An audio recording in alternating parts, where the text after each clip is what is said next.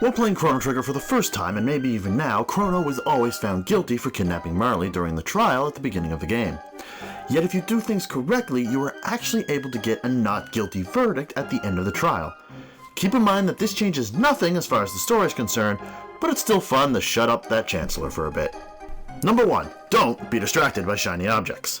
When you first see Marley, she is running back and forth in front of the bell in the second part of the fairgrounds. As far as I could tell, there was no way of getting Marley to bump into Chrono. As such, everything doesn't start until you bump into her. Once you make contact, you'll see her pendant fly off to the right. Marley will check on you before realizing that her pendant is missing as you get up.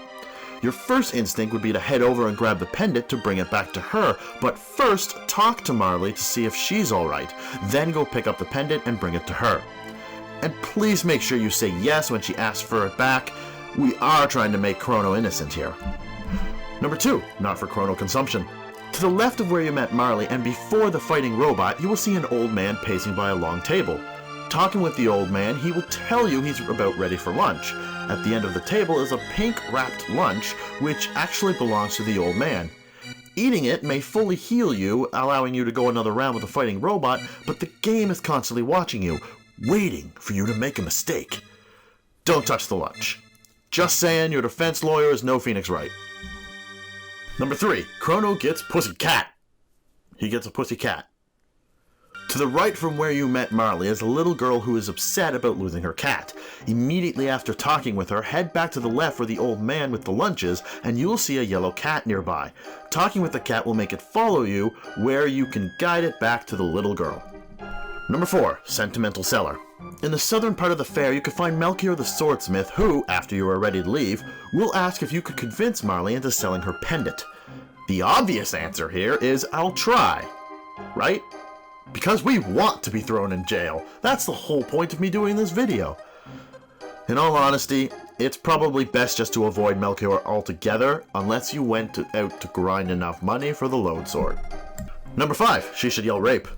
As you try to make your way to the northern part of the fair to where Luca is waiting, Marley will stop you up and drag you to a nearby stall to get some candy. Whatever you do, don't move. Marley will eventually pick out what she wants and allow you to continue, but if you even take one step back, Chrono will try to drag Marley away, which makes you seem like the bad guy and gives you a one-way trip to Guiltyville.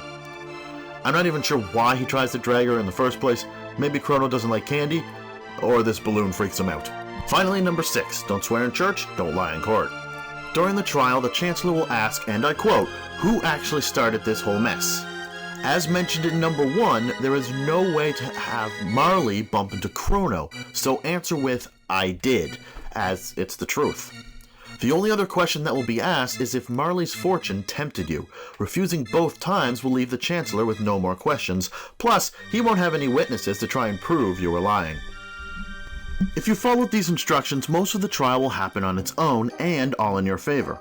The only witness that will be called in will be the little girl whose cat you found. At the end of the trial, you will get the verdict of not guilty, but Chrono will still be sent to jail for running off with Marley. Next step in proving our innocence? Breaking out of jail.